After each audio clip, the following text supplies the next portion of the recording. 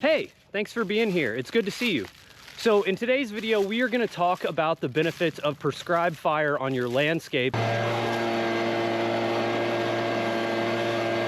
And more specifically, how to prepare your landscape. So the biggest thing with prescribed fire is planning and preparation. That's probably about 80% of the work that you're actually going to be doing. Next thing that you're going to want to consider is how much area you're going to burn and what your contingency lines are going to be. In the wildland firefighting world, we call these fire lines, but more or less what that looks like is just a walking trail. So this is where our trail begins, and as you can see, we've got this black walnut tree that fell over the summer in a windstorm. So our first step is going to be getting that cut up, or at least getting it to where we can have that secure fire break between where we're going to be burning and where the neighbor's property starts. Okay, I've got all my PPE or personal protective equipment on.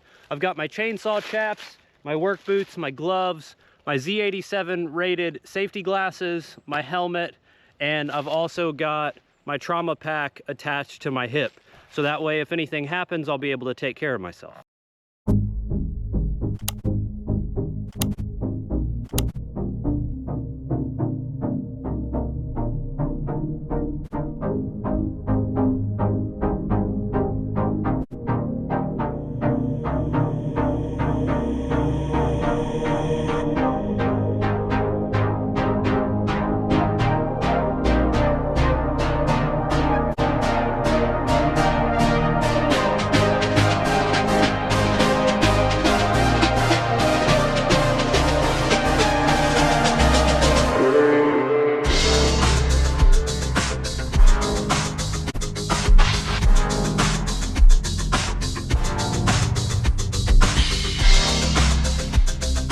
All right, well, I ran out of fuel in the saw, so I'm gonna fuel that back up and put some more bar oil in it, and then we should be good to get back to work. As you can see, this preparation is a ton of work. Like I said before, about 80% of the work that you're gonna be doing in regards to burning your landscape is gonna be preparation and planning. I'm not gonna pretend like this is easy. It's definitely hard manual labor, but in regards to trying to manually remove invasive species and different things, the fire is an amazing tool to add to your toolbox.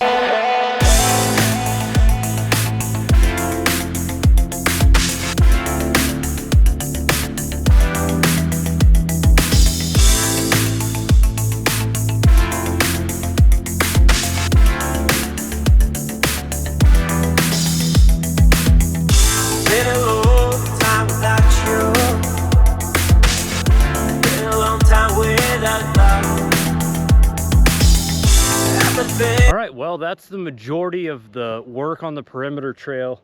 As far as the trees that have fallen across the trail, the next step that we're going to do is going to be taking a leaf blower and blowing all the leaves so that way we can get down to the bare mineral soil. So we'll hop into that now. Been a long time without love. Everything reminds me of you. But everything is not enough. Really out by the ocean,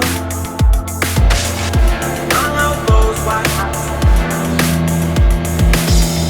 where every sunrise is just for you. So come along and take my hand.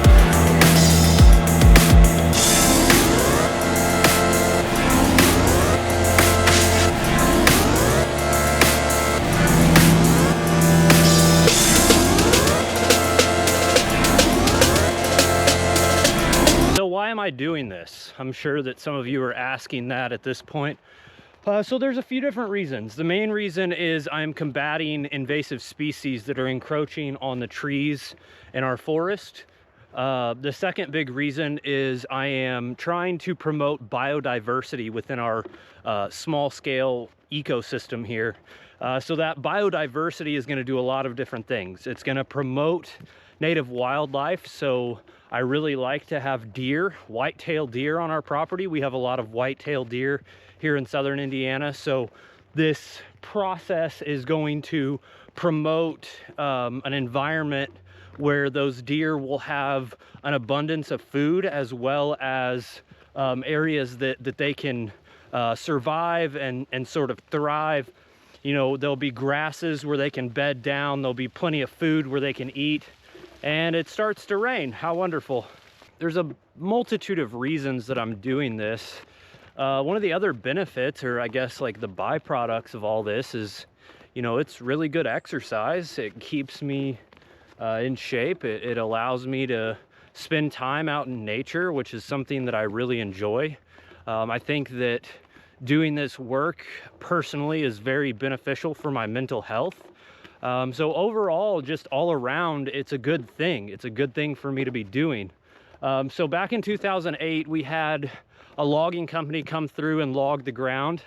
And in that process, through thinning out the canopy of the forest, you know, they harvested the logs, but all of the canopy that was left, you know, the tops of the trees and all the slash that was left, you know, they just kind of left lay and really left the property in a big mess. And that's something that I wasn't very happy about. You know, there's nothing that I can't force them to come back and clean it up. I mean, it's, you know, it's obviously been many years ago. So rather than just complaining about it or being upset and dwelling on that, you know, I've decided that I'll do something about it. You know, I'll clean it up myself. It's also you know, an opportunity for me to build my skills and gain experience and, you know, learn my land better. You know, through the several years that I've been working on this project, I've learned the topography and the lay of this land very well. You know, I know this property quite literally like the back of my hand.